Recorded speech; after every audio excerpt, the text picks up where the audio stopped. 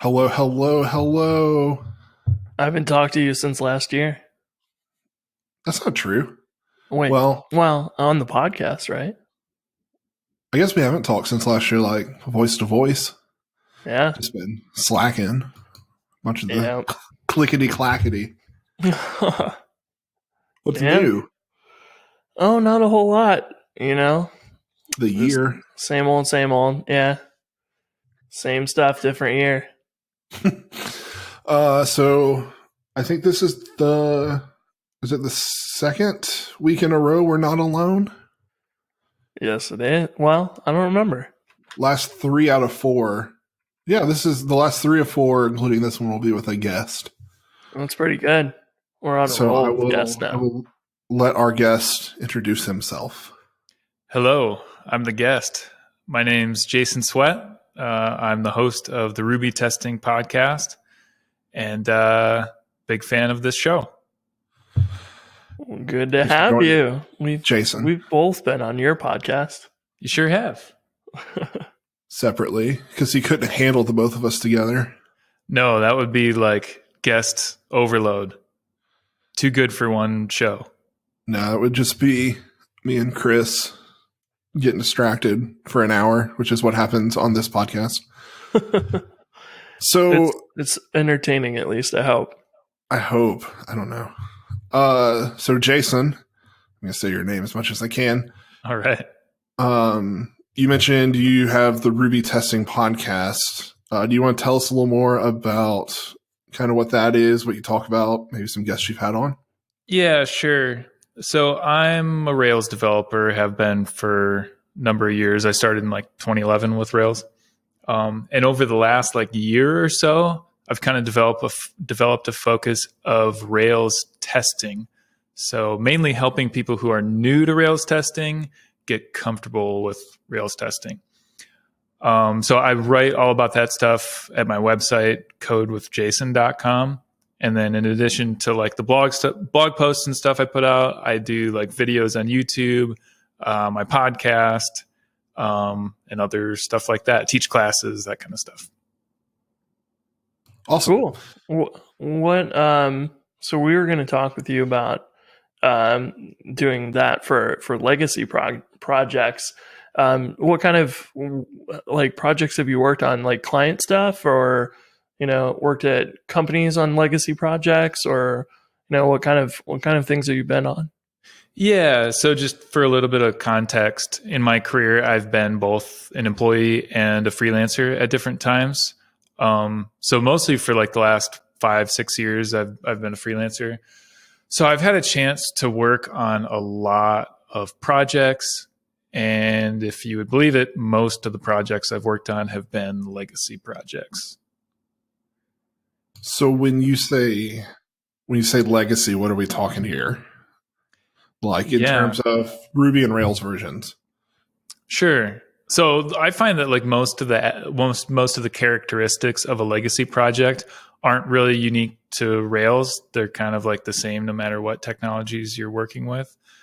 So, and I'd like to get you guys' take on this too, but the main characteristic is everything takes forever. Things that should take minutes take hours, and things that should take hours take days. And there's some things sometimes that you just can't do because the system is in such bad shape. Another issue is that deployments are often scary. There's so much bugginess and that kind of stuff that people are afraid of doing deployments. And so these deployments become this shuttle launch exercise. It's well, we know that every time we deploy, everything catches on fire. So let's only do it once every 3 months or something like that. And then the result of that is because you deploy so infrequently, the deployments are bigger and there's more of a chance for stuff to go wrong. And so more stuff does go wrong and it just gets worse and worse. Another aspect of legacy projects are the development team is always perceived as being behind. And so you're under pressure to cut corners to meet deadlines and stuff like that. The stakeholders are not super happy. And the last point I'll mention is that due to all these things, developer turnover tends to be high, because like developers are really lucky in the sense that we are really like in high demand. So if you find yourself working somewhere where everything's terrible, you're probably not going to work there very long. And this developer turnover just like exacerbates the whole problem. So legacy projects are kind of a nightmare. Yeah, I've definitely spent some time on projects like that in the past, especially, consulting. You end up with a lot of that because you get pulled in to help, fix something or whatever that their developers are struggling with or just don't have time for or something. Why do you think things end up in that situation pretty commonly? Mm-hmm. That's an excellent question. So the frank answer is that just like most programmers are really just like not all that good of programmers. And like, to be fair, programming is super hard in the sense that like it's really hard to write an application that is going to be able to be maintained for months and months and years and not just have it like collapse under the weight of its own complexity. That's really difficult. And like I myself, just like everybody, I've written a lot of really bad code, code that like over time becomes really expensive to maintain. And so I think the reason why so many projects are like that is because like most developers, this is just the way it is, most developers are like below that threshold of having that skill to write code that is clean and understandable enough that you can maintain it over months and years and it stays maintainable. Yeah. Do you feel like there's these things where we have like weird business requirements that are maybe not clear that kind of end up in the code, so that because it's not super clear what you're trying to build, sometimes your code ends up like reflecting that, and then you just, it kind of works good enough and you leave it and you move on to whatever other thing you need to build. Is that sort of, an aspect of what happens? So I think there's maybe a couple questions in there. So like the first item, are there like weird business requirements that are like that make the code a challenge to write maintainably or something like that? I think most applications that most people write, we're not doing anything super crazy. It's mostly just like CRUD type stuff. And so I don't think that's it. I think the fact is just like it's really challenging to, no matter what you're doing, even if you're writing simple stuff, just an application grows over time and there gets to be so much stuff that it's hard to keep it. One big thing is it's hard to keep the repetition out. As something grows, when you have like 6 or 8 models, you're fine. Maybe even when you have like 15 models, you're fine. But when you have like 30 to 50 models in your application, repetition that wasn't a problem when you only had a few models becomes really like acutely painful when it grows to a larger size. Yeah, I definitely have seen that, where you end up with something where you're like, okay, it's simple enough for us to just kind of copy paste this, because at the same time too, you might be like, well, it worked here, but I didn't write it, so I don't fully understand it, so I'm just going to copy this and then, make changes as I need to or something for your similar use case, but not exactly the same. And so you kind of just copy it instead of maybe reuse the same code and just make it more flexible or something. Yeah, and I think that approach is actually not a bad approach necessarily, as long as after you do it, you have the discipline to go back and refactor. Because like for me, like when I'm developing any particular feature, I was actually just thinking about this exact thing the other day. I don't have the ability to like see a piece of code and then write a feature that's similar and like refactor it beforehand or as I'm going to make it so that like at the second I'm done, everything is like really DRY and there's no repetition. I find that I have to write it in a repetitive way, and only after I'm done can I like take a step back and say, okay, where is the repetition and how can I factor that out? So I think that approach is fine as long as you come back and refactor after. A lot of the time that refactoring step doesn't happen though. Mm-hmm. So this kind of like, this reminds me a lot of a blog post I'm working on because I've been thinking a lot about this like the last few months. And so I agree with everything you said so far. I think that a thing I would add is that sometimes I think at least I know I do, like I get in the zone about working on a feature and I work too quickly. So like I just want to like finish it. And so a lot of times I like defer things like, oh, I'll come back and work on that. I just kind of want to get the feature delivered. But I think a problem is a lot of times we don't circle back to work on those things, right? Mm-hmm. Do you agree with that? Yeah. That, I have that same issue where I'm not super disciplined in general. And so I have to give myself certain like guardrails to make sure that those things happen that require discipline, because I just don't have I have the same thing happen where I get into the zone and I don't want to, like, for example, stop what I'm doing and get out of the zone and like write a test for what I'm doing, because I just want to get to the end of what I'm working on right now. So that's a challenge. Kind of my way of meeting that is I will make a note. I always work off of a to-do list. And so I'll just add to my to-do list, like test for such and such. I actually don't do TDD a lot of the time. I'll work on the feature and I'll make a note to write a test after. And then I make sure that I actually do write the test after. But yeah, I think that happens. The same exact thing you mentioned happens to me, where I get in the zone and don't want to stop. Well, I think over time, like that, like compounds, and that is how we end up with like a lot of technical debt. And like testing is a really good example of that. The other thing is, like, when you were talking about the way you kind of work is like you kind of have to write that duplication and then come back and then take a step back and look where you can kind of clean it up. I think a lot of times like that, not saying you do this, but like the intention is, oh yes, I'm going to do that. And then it's like, hey, we need this thing delivered. It's like, okay. And then you're moved on to something else. So that's just my kind of experience. No, that's totally the case. And the reason why it's so common for projects to be in bad shape like that is because it's super hard. There's like the really misaligned incentives of, you have one incentive of writing clean, understandable code that's going to be not super costly to maintain in the future.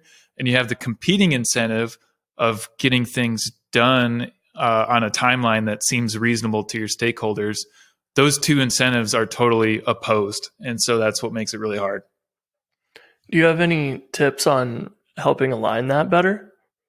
Yeah, one tip is just to like give yourself permission. This has worked for me, at least. Give myself permission to do what I need to do to make the code as high quality as it should be. Because like I think a lot of times I have succumbed to the pressure of external stakeholders and said, okay, I need to get this done by 2 days from now because they're expecting it 2 days from now. And so I cut the corners that are necessary to get it done in that short period of time and shove it out the door. And then I move on to the next thing. But nobody was holding a gun to my head making me do that. And what I need to step back and realize is that it's better for the business, including these stakeholders who are pressuring me to go fast. It's better for everybody if I don't cut corners and if I do a reasonably good job. And just like mentally giving myself that permission goes a long way. So we're kind of talking about like getting into legacy applications.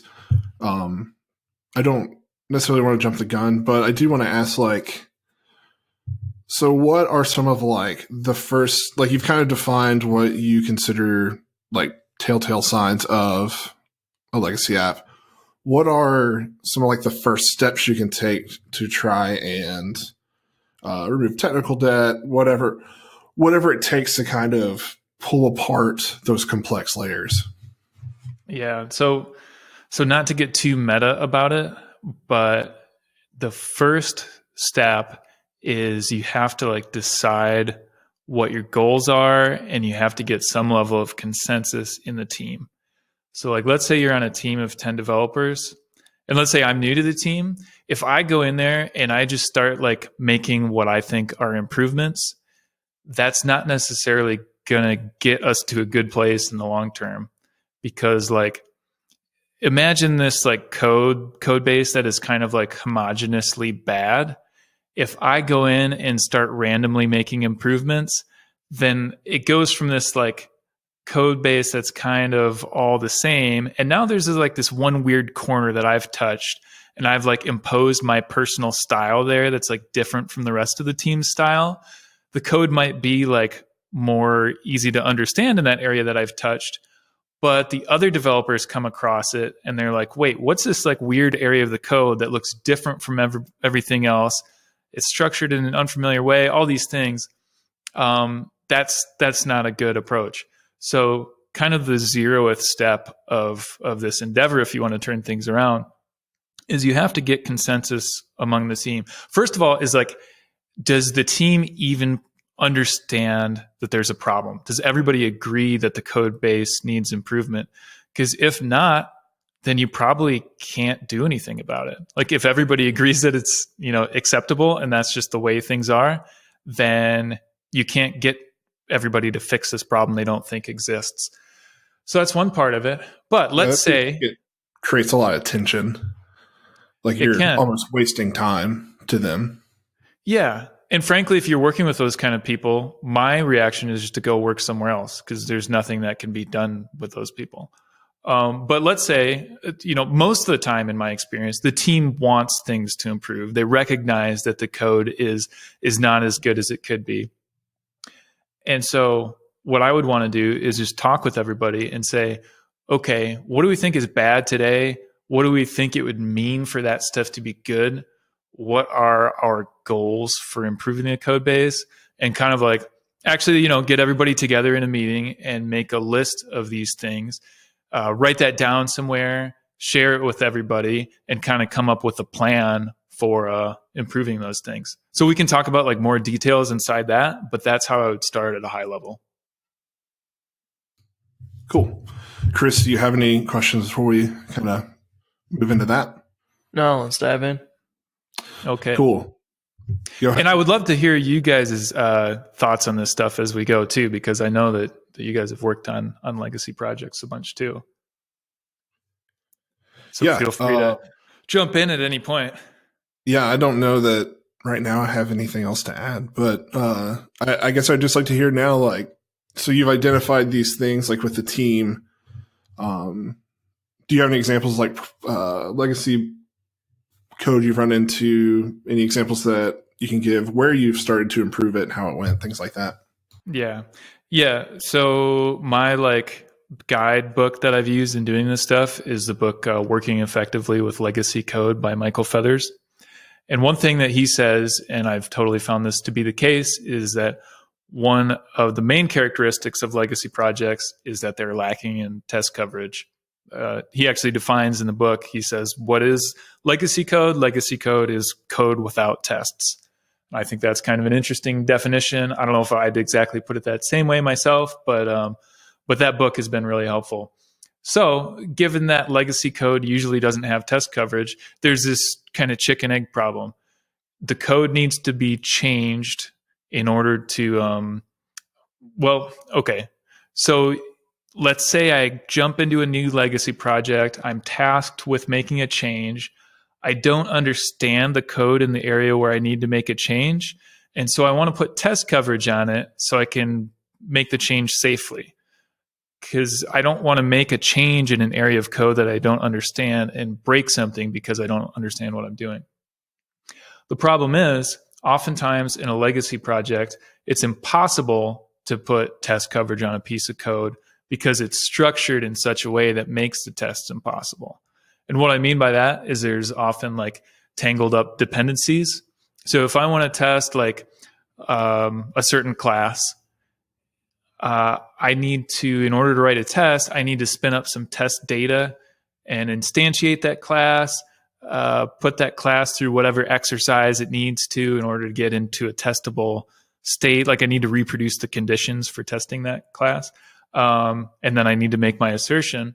if there's all kinds of dependencies, if class A depends on classes B and C in order to be instantiated, and classes B and C depend on classes D, E, and F, and whatever, I can't write this test. So this is a big challenge of like, you can't change the code until you understand it, but you can't understand it until you change it. Wow. Yeah. Yeah. So, I've definitely come across that before. Like, you're like, well, I don't even know where to start because there's, 30 nested if statements that are all talking to different things. And, it would take you days and days and days to even begin to write any sort of test for the existing code as it stands. And then you're like, okay, well, how do I address that? Yeah. Luckily, there's some techniques you can use. So I think like with all the background stuff out of the way, I can finally like start to answer your actual question. So let's say that I have a method that's like, it's a monster of a method. It's like 100 lines long, and it's in this huge class that's like 1,000 lines or something like that. I can't write a test for this class because there's too many dependencies. What I can do is maybe I can take that method, that 100-line method, and I can just cut and paste those 100 lines of that method into a brand new, fresh class. All that class has is that one single 100-line method. But because it doesn't have all the baggage that the big original class has, I can write a test for this class. And maybe I'm not able to take all 100 lines. Maybe it's, even hairier than that. Maybe I can only grab like 10 or 20 lines or something. The point is, I can grab a chunk of that code, move it into a new separate place. And then, since this new class is so small and free of the dependencies that the other one has, I can write tests for that class. And the significant thing is, I haven't changed hardly anything. I've taken those 20 lines, completely unmodified, character for character, they're the same. The only difference is that where those 20 lines used to be, now I'm instantiating this new class I created, and it's just doing all the same stuff. That is a pretty low risk change.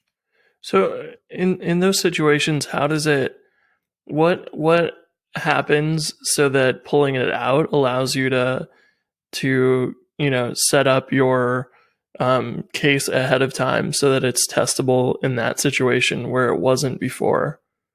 Well, let's just take a really extreme example. If I have, I don't know, let's say you have a user class in a Rails project.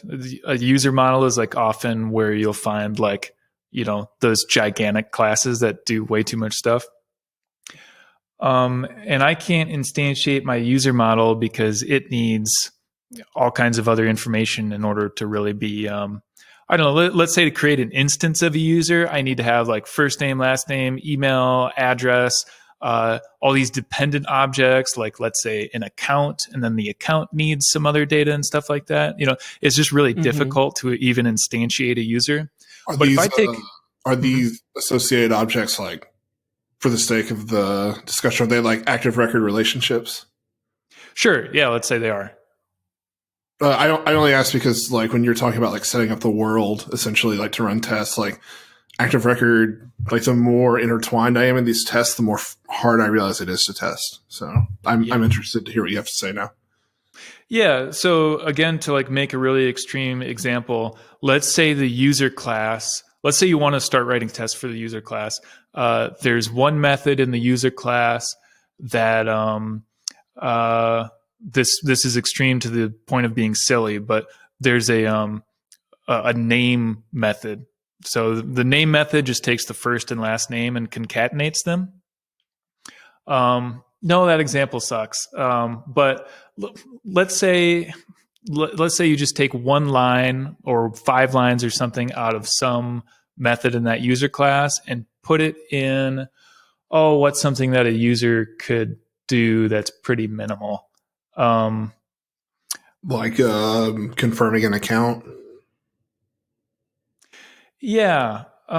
Basically, my point is that if you break out this new class, you don't have to instantiate a user anymore. You can just instantiate whatever that new method means. So maybe later in our conversation, I'll be able to come up with like a concrete example that's more helpful. But my point is that if you take the stuff out of the class, then you no longer have to instantiate the class. That's the significant thing. Gotcha. Because it's like, you now have a class that really is just takes in no arguments or whatever, and so you don't have to set up as much. Whereas this other thing might have totally unrelated dependencies, like maybe you're testing something, but you have to confirm an account before you can use a user, and it's like, well, this is unrelated to this thing that I want to test. So if we just get rid of that, we get to like focus on the thing I care about.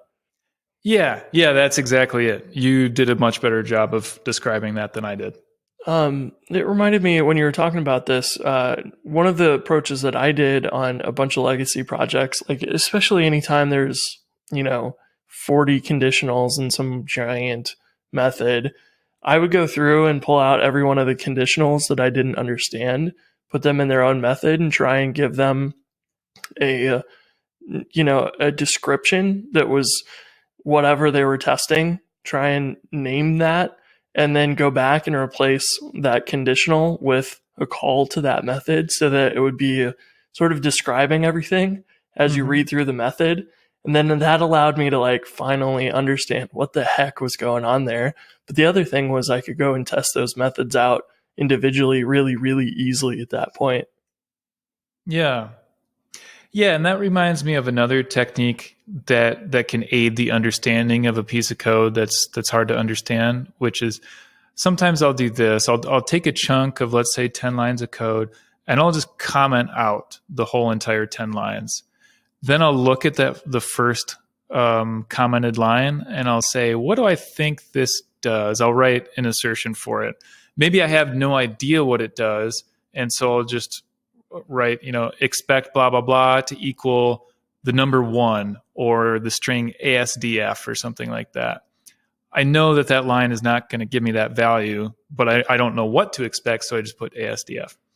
I'll run the test, and the answer is 47. And it's like, okay, now I'll change my test to say 47. Then I'll go to the next line, do the same thing, and by the end of it, I will have 10 tests, one for each of those 10 lines of code. Now I know that those 10 lines are completely and thoroughly covered by tests.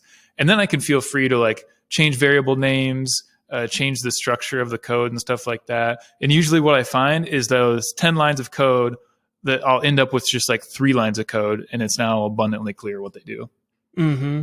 Yeah, so I feel like you can also tease out some of one of the hardest things with the legacy code is like when a method has side effects that aren't explicit but are clearly important to the program.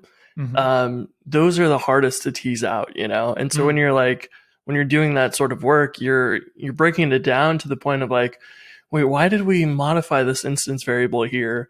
And then you realize, oh, like this is some of the things that were maybe not obvious as you were going through it the first time or the first 10 times even. And then you start to tease those out and realize like, okay, this method's doing like 10 things, even though it says it's doing 1.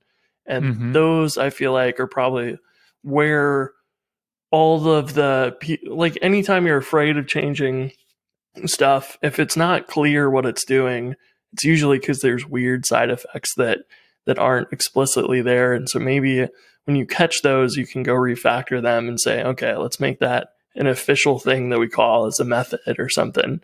And then it becomes obvious. That's a great point.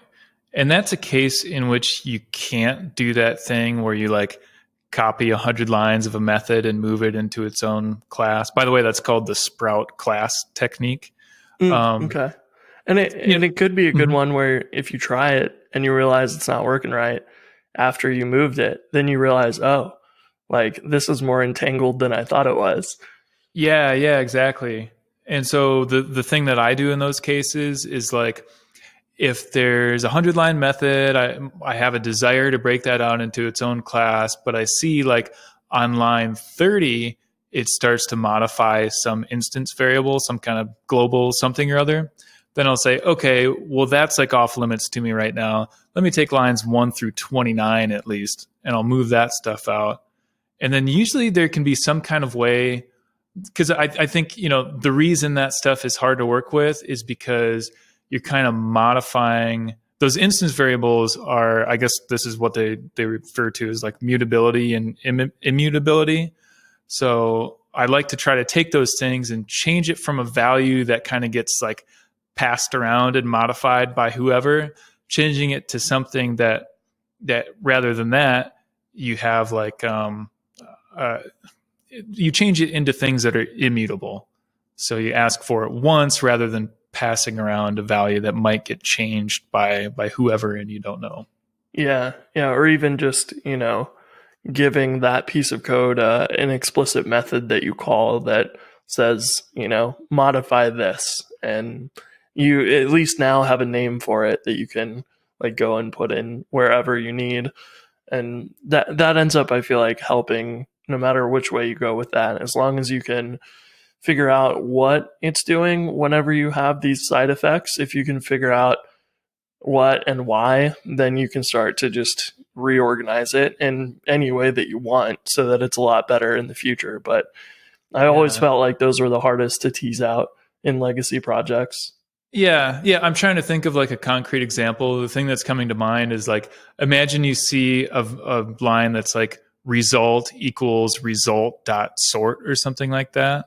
Mm-hmm. Yeah. Maybe instead of that, you could have 2 separate variables or a separate method, so that instead of modifying the result variable, you just have a different variable or method or something like that. Yeah, like a lot of times, and you see this all the time, is like a variable gets reused and modified from an array to a hash back to an array and then whatever, and you're like, I don't really understand what's going on here. Like, what am I interacting with? And I mean, that's part of maybe the duck typing in Ruby that we deal with. But at the same time, like if you just change those variable names to be like, sorted results and have a separate results variable, then even more clearly which is which and what it's for and where it's used at. Yeah, exactly. So what other refactoring, like you mentioned the Sprout, what was it called? Sprout class? Sprout class. Sprout class. What other techniques like that do you use? Okay, so Sprout class is when you move a chunk of code into its own class. There's a closely related one called Sprout method, which instead of breaking it out into its own class, you just put it into its own method. So maybe taking that 100-line method and splitting it into a 10-line method and a 90-line method for starters. Gotcha. And I guess that's similar to like what I mentioned with pulling out a conditional you don't understand to its own method and trying to give it a descriptive name for what it's checking. Effectively the same idea.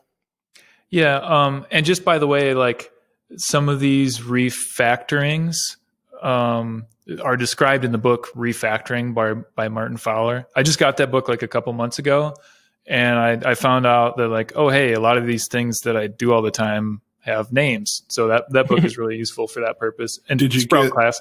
Mm-hmm. Did you get the Ruby edition? No. Or did you buy the new edition? I bought the super old edition that was in Java. So he just released a new version that's in JavaScript, but like in between that, some people put together a version of the book that's written in Ruby. Cool. Yeah, that one's on my list. Do you have that one? I do. I think I bought it. I bought it online somewhere. I'll link it in the show notes. But it's cool because it's like you don't have to go through the extra mental strain. Like if you work in Ruby every day, it's a lot easier than like, oh, I work in Java every day, So. Yeah, that one has been on my list for a while because I'm curious if it has any stuff that's like specific to Rails applications. I haven't gone through reading it. I'm the worst. I have. Yeah. I have so many books on my shelf that I have not so much as cracked open. It's always like, oh yeah, I can't wait to do this, and then it comes in. I'm like, oh, I'm too busy to read. So sorry. Continue. No, that's exactly how it goes, I think, for every developer. Yeah, so Chris had asked, what are some other legacy project techniques? Sprout class, Sprout method. I didn't mention the name characterization testing earlier, but that's the name for like when you write tests for code that is as of yet untested, and you're just kind of doing like exploratory assertions, just kind of poking at it to see like, does this equal 1? Oh no, it equals hello. Okay, I'll change that to hello. That's what Michael Feathers calls characterization testing from that same book I mentioned. I call it reverse TDD because it's like it's too late to TDD it now that the code already exists, but I can comment out all the code and then write the test first and uncomment the code after. So it's the same exact like benefits of, well, not same exact benefits of TDD, but very similar in value to TDD. But of course, you're doing it after the fact. That's another cool. thing. I like that. Because I was actually going to call it the exact same thing, but I was like, no, that'll be dumb. But now that you say it, I'm like, heck yeah, reverse TDD. So another thing that I like to do, this is also from the Michael Feathers book, is so I'll start with a clean working state in Git, and I'll take a class that is like, the class that I want to improve, and I'll just start messing with it. I'll start like wildly renaming variable names. I'll move code around and stuff like that. And then when I'm done with it, I'll just revert all my changes. And that's really valuable because it's like, it's super freeing to say, I'm not going to worry about like if I break stuff because I'm not even going to like try to keep this. I'm just going to make a bunch of changes. And I find that often like after I rename a bunch of variables and change the structure and stuff like that, I understand what the code does. And then I can, again, I'll blow it completely away and I'll start over writing tests this time. And I can do my real refactoring a lot faster having done that kind of scratch refactoring. Yeah, that's certainly something that I do even in regular projects, like anytime you have something you're like, man, I haven't, this definitely needs to get cleaned up. And if you just experiment with a few ideas that you have on how it could be better, then you can blow it away and like just kind of quickly test out, is this going to work? Maybe, maybe not. Is it promising? And then you can just go and actually do it if you realize, yeah, that might be a good approach, because you might also just as equally find out that's not going to work. And then you're back to where you were. So I think that's a really good option. One question I was going to ask was, do you start testing at a high level, or do you start testing at a low level when you get into these projects? Usually low level, I think. So I think a good approach is to start with whatever is easy. So a big challenge to, let's say you go into a project that has no tests at all. Now you have two challenges. One is like the structure of the code is not very conducive to testing. Another is that the testing infrastructure is non-existent. So you can't just write your first test. You have to put all this infrastructure in place before you can. So if I'm in a situation like that, I'm not going to write a test for something that's like in any way challenging. I'm going to try to find the closest thing to like 1 + 1 = 2 and write a test for that, because my test will be trivial and it'll add like almost no value at all. But the value in that exercise will be that it'll force me to build some like minimal test structure in order to support that first test. And then after that point, everything incrementally becomes easier. So that's like, when I first come into a project, I'll look for that kind of like wedge to get my foot in the door with testing it and make all the other tests a little easier. Mm-hmm. Yeah, that makes sense. Because you're effectively trying to do this as well to learn the project, most likely, because it's new to you. And if the whole test suite is non-existent, then it's good to just start simple and go from there. And not to go back to like all the soft skills and stuff, but like it really is like, if we're talking about like the reality of making these things actually happen, that's a huge part of it. Like I worked somewhere where they didn't have any test coverage on any of their JavaScript. And so there was a rule imposed. Everything we write needs to have a test now. but we didn't have like a testing strategy. And so it wasn't really possible to just write tests from now on because we hadn't decided like how that would be as a team. So that's another step that you kind of have to get in place before you can start. Yeah. That reminded me too. Go ahead. That's one of the, that's a rule like we put in place when I worked at my previous job because we had a pretty legacy app like to the T. Is that like, you know, we're trying to move away from it, but if you're working on it, if you add stuff, obviously like test it. And we kind of had testing strategies, but also if you touch a piece of code that's not tested, it's your responsibility to test it. And so that way, like you slowly, like you're not hitting pause on production stuff to like write tests and refactor, but you are getting to like build your test suite as you go. And I thought that was really valuable. Yeah.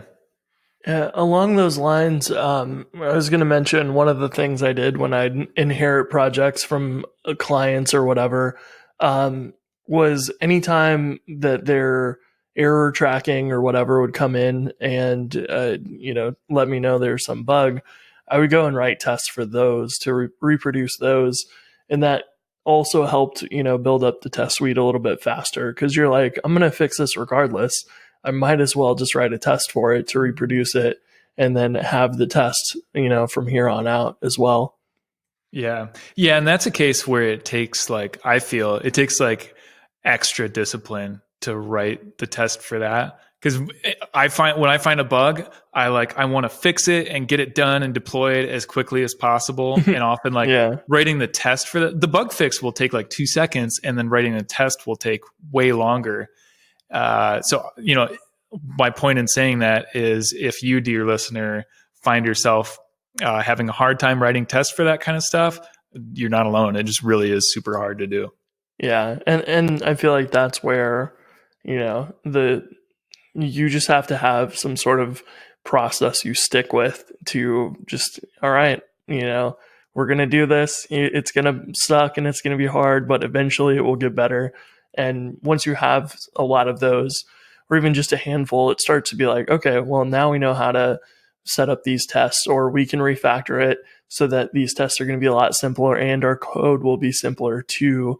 And those help kind of point out okay, this is kind of really hard for us to test, which probably means it's coupled too well to various things. So if we refactor this and test it, then we kind of get wins from both of those. Yeah. Yeah. And it's it's something that takes time to build up those muscles. It's kind of I'm not going to go from my current unhealthy diet to starting tomorrow. I'm only going to eat lettuce forever because that'll probably stick for half a day. Oh, shoot. Really? If I cut out I'm not going to drink pop anymore starting tomorrow, and then I'll slowly cut out. I know, you guys, pop. Oh, I was like, what? It sounded. I thought crack for some reason. Crack. Wow. I mean, that you could do that too. Say pop. I'm just what? I don't know. What is that? I guess I thought of Pop Rocks. Oh yeah, yeah. I really it's what we call the fizzy drinks up here. In some regions they call it Coke. It's you want a Coke? What kind of Coke do you want? Mountain Dew? Yeah, it's you go somewhere. I'll have a Coke. What does that mean? What do you mean? Yeah, what kind of Coke? Hey, Jason, remember every time we come to visit you and we order a Coke, they're like, is RC Cola okay? And we're always like, what is going on here? Where are we? Wait, that's something you experienced? Because I know you've been up here to Michigan, right? When we were in Nashville several times, I think. We got presented with the RC Cola question, and we were like, what? We went to that rando restaurant with Andrew, and it happened multiple times. We were somewhere else, and same thing happened, and we were like, this is strange. Where are we? I forgot all about that. So anyways, sorry, back off that tangent. Oh, it's fine. I saw this Onion article that said they were going to rename the Mason-Dixon line to the Waffle House IHOP line. That's hilarious. Yeah, it's really bizarre when you go to different regions and it's all different chains and stuff. It's really disorienting. Yeah, and it's very different. Like I went out to New York City for a year and was like, oh yeah, a lot of the staples that we have here in the Midwest are not a thing here, or they have like one location or something. Whereas, there's Dunkin' Donuts everywhere there, and we don't really have a whole lot of them. They're starting to grow here, but it's definitely interesting to see those pockets of restaurants and foods and whatever else. Yeah. What were we even talking about? I don't know. Ruby or something. As a podcast, both host and guest, I don't particularly value staying on topic. So. Right. Me neither. Yeah. Well, so while we've shifted off, I think we were talking about computers. Something like helps. That. We're at 45 minutes, and before we go, I wanted to make sure that we had time to kind of talk about what you're working on in like the testing world. So, like, you have a mini course, and you're putting out lots of blog content. So, kind of want to hear like where that came about and like how you're trying to help people with testing. I'm just really curious to hear all that. Oh yeah, sure. So the thing that's on the top of my mind right now is in 3 days or 4 days or something from the time of this recording, I'm headed to India to speak at RubyConf India. So that'll be pretty interesting. So if you happen to be in India in late January, swing by the conference. But yeah, that's going to be great. I'm going to be talking about legacy projects in Rails and how to use tests to kind of get a handle on those legacy projects. So that's something I've been doing. But basically, like, I'm trying to produce as much stuff as I can to help people who are new to testing get comfortable with it. So the biggest thing I'm working on right now, I announced this on my podcast too, is I'm working on a book called Rails Testing for Beginners. I expect that will be available in its first version, at least in sometime early 2019, like spring or so of 2019. Awesome. That's awesome. Congrats on that. Yeah, thanks. I have like 29 pages done so far. So that's actually a lot. Are you testing your writing? Nope. So yeah, that'll be great. I'm just shooting for 50 pages for the initial version, just so I can get it out there. Are you self-publishing? I'm self-publishing. What I want to do, the approach I want to take is I'm going to self-publish it and like prove the idea, then take it to a publisher and be like, hey, check out this book that is already selling and people clearly want because they're buying it, and then get them to take it up under their name. I don't know if that's going to work, but that's what I'm going to try. That's cool. Yeah. So there's that. Every week, I haven't done it in a little bit because of the holidays, but every Tuesday at 2 p.m. Eastern, I do a free Rails testing workshop. So that's basically me on a video call. We get on a Google Hangout and we just do some coding together. So that's pretty fun. People seem to enjoy it. I have a what I call my free Ruby testing micro course, and you can just get that for free. And that's, hence the name micro. It's really small. It's like a 4 video thing. So I try to put out a good amount of like free helpful stuff. That's awesome. Yeah, I see you a lot on the interwebs now, and I'm happy to see that. Yeah, and I've been seeing you too. You had a post on the top of the Ruby subreddit the other day. Yeah, that one took off a lot more than I thought it would. Yeah, that was pretty cool.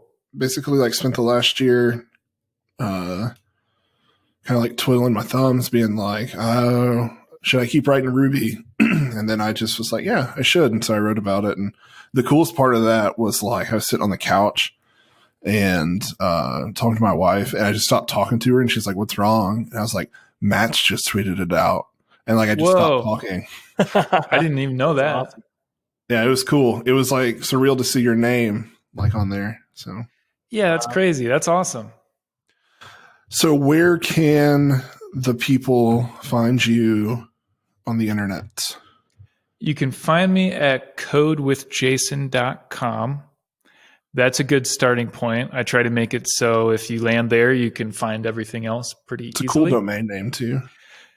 Yeah, it could have worked for you if you had beaten me to it. So I'm glad I got it first. No, I rock that last name. It's so unique. Yeah. So there's that, and you're listening to this podcast, so probably you're into podcasts. You can go to the Ruby Testing podcast in iTunes or however you get your podcasts. I'm taking, as of this recording, I'm taking a little break. I'm doing it kind of like seasonally, but I'll be starting that back up in probably spring of 2019. Awesome. One thing I want to mention, excuse me, before we go, this isn't like an ad or anything, but I have a job posting that I'll mention, and that is for a company called Lens Rentals, LENS rentals.com. They are looking for Ruby devs, and it is remote, and I worked there for 4 years, and I can attest to how great the company is, as well as the cool projects you get to work on. So if you're interested in that, send your resume to jobs@lensrentals.com. Once again, that's not a real ad like I got paid for, but they're looking for folks, and I want to help them out because even though I don't work there, I still like them. So, Chris, you got anything else? I don't think so. You know what we haven't been doing the last 2 weeks? What's that? Our updates. Oh, yeah. We haven't. Now's probably not a good time either. So let's start next week with that. Okay. Yeah. Let's do that. Well, this is tantalizing because now I personally want to hear your updates, but I don't get to. Oh, I'll have to wait until the next episode, I guess. Right. Yeah. Well, it's a great cliffhanger. It'll keep people, listening to the show. We have another guest next week, and then the next week we're going to have to if we don't have a guest, we're going to have to figure out what to talk about, like we did when we first started doing this thing. We'll figure it out. We're seasoned pros now. all 22 episodes. Awesome. Well, all right, everyone. Have a good week, and we'll talk soon.